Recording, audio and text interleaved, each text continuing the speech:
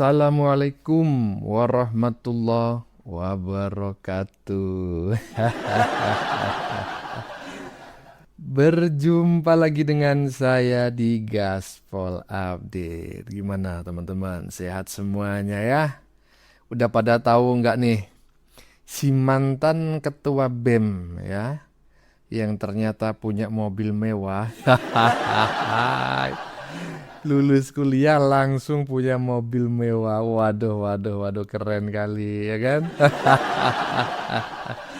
Tetapi bukan itu yang akan kita bahas dalam video kali ini ya. Yang akan kita bahas justru drama GPS yang terpasang di mobilnya. Banyak yang menduga itu sengaja dipasang sendiri, lalu dilepas sendiri. Lalu dikontenin ngaku diteror pemerintah. Aduh, skenario yang mudah ditebak ya. Nah, bagaimanakah videonya dan bagaimanakah respon netizen? Mari kita tonton bersama. Kemudian mari kita komentari bersama di bagian akhir video. Ini dia. Ini ya. Betul.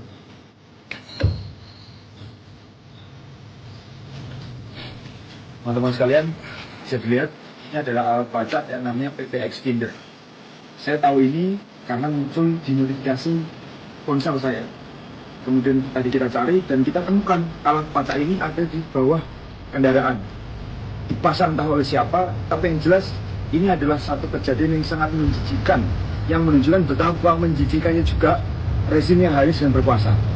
Kita yang mengkritik untuk perbaikan bangsa dengan ketulusan cinta justru dibalas dengan ancaman dan marah bahaya. Mari rekan-rekan kita pastikan bahwa semakin ditekan, semakin melawan, semakin diteror, semakin gacor, semakin diintimidasi, direpresi, maka semakin cepat hari-hari revolusi. Kali ya dah. Paten kali acting kau. Hah? Kau pikir ada yang percaya dengan actingmu ini ya? Yang percaya adalah orang-orang dengan IQ 78. Kalau nggak anak kebo ya anak onta. Aduh, ya belajar lagi ya kalau acting ya. Biar paten, lanjut. Jangan playing victim dulu.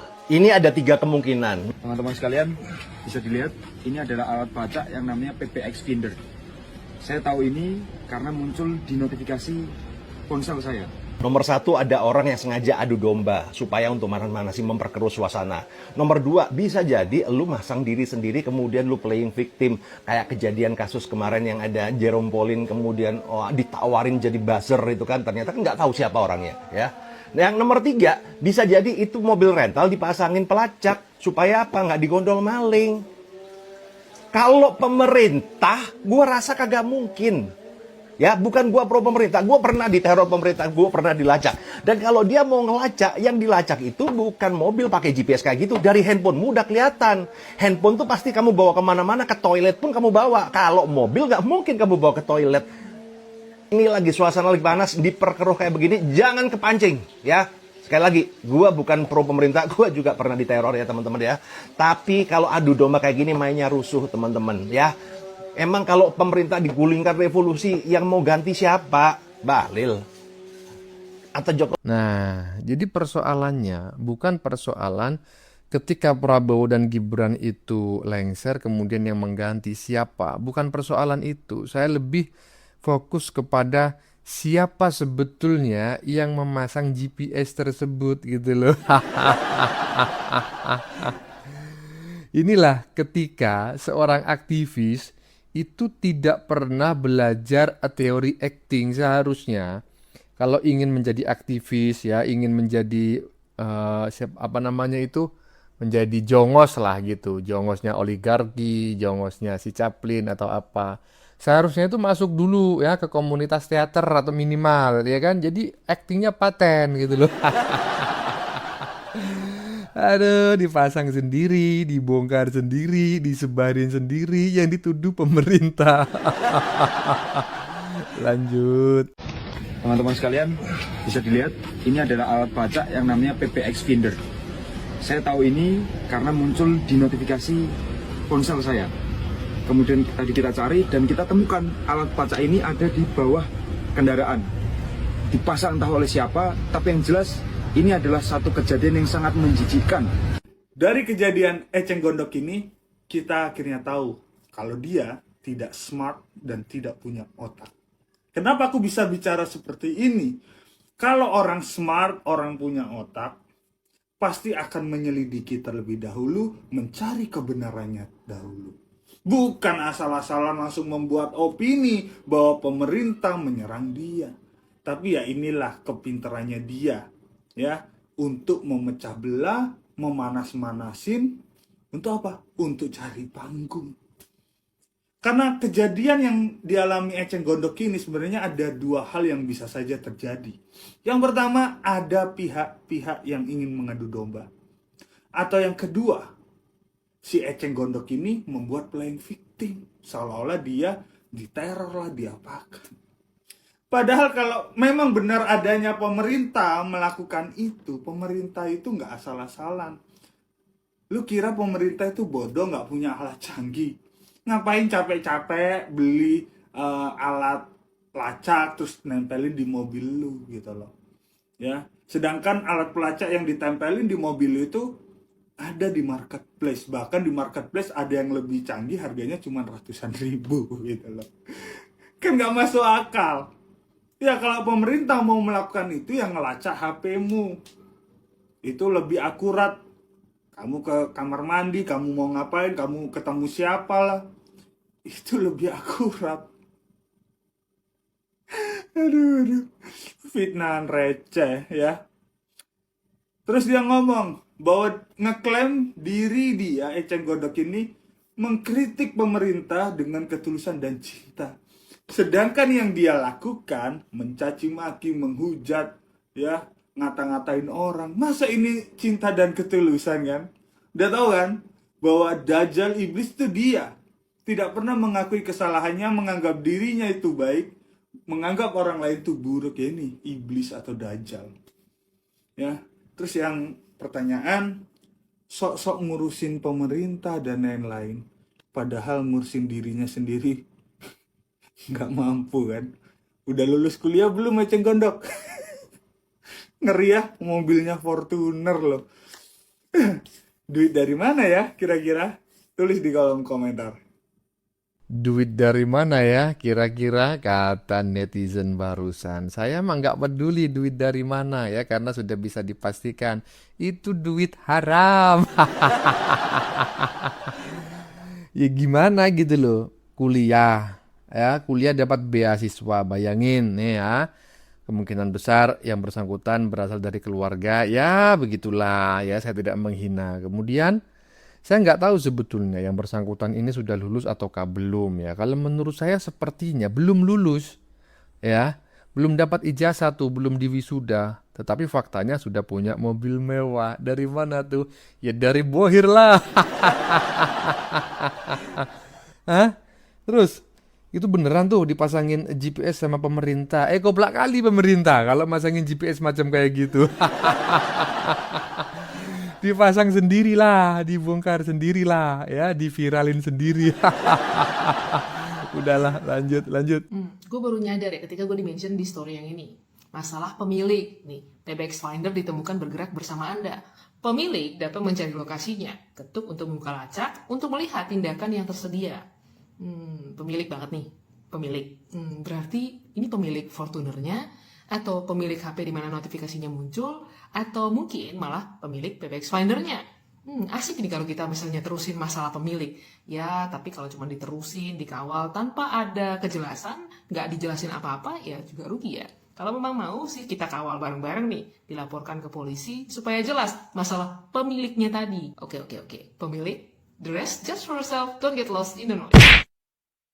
Gini, Mbak Silviatan ya. Jadi kemungkinan besar Kenapa kok bisa muncul di HP-nya? Ya karena dia yang masang sendiri. Langsung hafal namanya ya. Ini GPS jenis ini. Wah, saya aja nggak ngerti. Misalnya nih saya nih ya. Saya ini aktivis yang vokal. Kemudian di mobil saya tiba-tiba dipasangin GPS macam kayak gitu. Saya kalau menemukannya, nggak mungkin lah saya langsung bisa memahami atau tahu namanya. Kalau saya bisa menjelaskan dengan baik dan ketika saya mencari GPS-nya itu tidak mengalami kesulitan, berarti sebetulnya saya yang masang sendiri. Aduh, koclak. Lanjut. Aduh, ini mobil gua telah dipasang alat pelacak. Saya nggak terima ini. Jangan-jangan Prabowo ini kerjaannya. Aduh. Bahaya ini. Aku ini orang pengkritik loh. Pengkritik. Udahlah, Tio, lo jangan pita salsi. Aduh, buktikan dulu siapa yang masang. Nah, baru. Orang pun bisa, kayak aku pun pita. Kamu pun bisa. Bisa memasang alat pelacak. Buat memfitnah, mengadu domba. Lu ngomong soalnya bukan dengan akal pikiran sehat. Lu ngomong dengan ketololan, kerasukan setan. Kenapa? Udah banyak omongan lu itu udah kehilangan akal pikiran. Aduh, kacau nih, kacau. Disindir macam kayak gini kira-kira malu nggak ya si mantan BEM itu? Kalau saya, aduh, jujur aja ya, misalnya nih saya yang disindir macam kayak gini, mending saya borong aja racun tikus di warung-warung terdekat rumah saya. Semua orang bisa, kata netizen ya, masang sendiri, dicari sendiri, dilepas sendiri, ya kan? Kemudian diposting sendiri, disebarkan sendiri. Kalau saya, ya misalnya nih, saya ini orang yang bukan buta teknologi ya. Tapi seandainya di mobil saya tiba-tiba ada benda semacam itu menempel, nggak sembarangan saya mencabut. Saya takut jangan-jangan itu bom ya, karena bom itu tidak sebesar zaman dulu. Saat ini bom hidrogen ya, itu bisa sangat kecil tetapi daya ledaknya tinggi. Saya bisa saja mencurigai itu adalah rangkaian bom gitu ya. Nah, tapi kalau saya langsung melepasnya tanpa kesulitan mencari lokasinya, melepasnya dengan cara ditarik dengan sangat mudah, artinya saya mengenal baik ya GPS tersebut. Artinya apa? Ya karena saya beli sendiri, saya pasang sendiri, ya saya lepas sendiri dengan mudah gitu loh. Lanjut. Tio nggak bisa seenaknya ngaku-ngaku jadi suara mahasiswa. Kritik itu hak, jelas. Mahasiswa boleh kritik, warga negara juga boleh. Tapi kalau nama mahasiswa dibawa-bawa buat panggung pribadi, ya publik wajar curiga. Ini gerakan beneran atau cuma cari sorotan? Masalahnya gini, mahasiswa yang serius itu ngomong pakai data, bukan cuma modal emosi. Kritik boleh keras, tapi tetap harus punya etika. Kalau kritik isinya hinaan, apalagi pakai sebutan yang merendahkan presiden, itu bukan intelektualitas, itu cuma berisik. Berani itu bukan berarti mulut bebas tanpa rem. Kalau logikanya kuat, ya tunjukkan datanya. Kalau tuduhannya serius, ya buktinya juga harus serius. Jangan sok paling moral, kalau cara bicaranya sendiri nggak mencerminkan adab. Tio juga perlu jawab terbuka soal pertanyaan publik tentang integritasnya, termasuk isu pengelolaan uang organisasi kampus yang pernah menyeret namanya. Jangan lantang ngomong moral bangsa, tapi pas moral pribadi dipertanyakan malah menghindar. Ya jangan gitu. Soal makan bergizi gratis juga sama. Program rakyat boleh diawasi, boleh dikritik, boleh dikoreksi. Tapi kalau isu dalam negeri dibawa ke panggung internasional cuma buat mempermalukan bangsa di depan asing, itu bukan kritik cerdas. Itu namanya kebablasan. Mahasiswa harusnya jadi penjaga nalar publik, bukan alat provokasi. Kritik boleh tajam, tapi jangan murahan. Kalau mau keras, pastikan datanya kuat. Kalau cuma ribut tanpa arah, ya jangan kaget kalau publik mempertanyakan motifnya. Saya baru tahu loh teman-teman, ternyata ini orang juga ya tahu sendirilah tadi ya barusan yang disampaikan oleh netizen dengan hasil rekayasa AI gitu ya, melalui rekayasa AI. Intinya ini orang ini juga tukang tilap ini. Ternyata tukang tilap, nggak tahu ya. Bagaimana menurut kalian? Keputusan ada di tangan Anda. Silakan tulis pendapat Anda di kolom komentar, baik Anda yang setuju maupun yang tidak setuju dengan isi konten ini. Sebelumnya saya memohon maaf yang sebesar-besarnya ya jika dalam penyajian konten ini ada kata-kata yang menyinggung, kurang tepat penggunaannya, atau ada data yang dianggap keliru atau salah. Saya memohon maaf yang sebesar-besarnya. Kita jumpa lagi di lain video. Salam NKRI.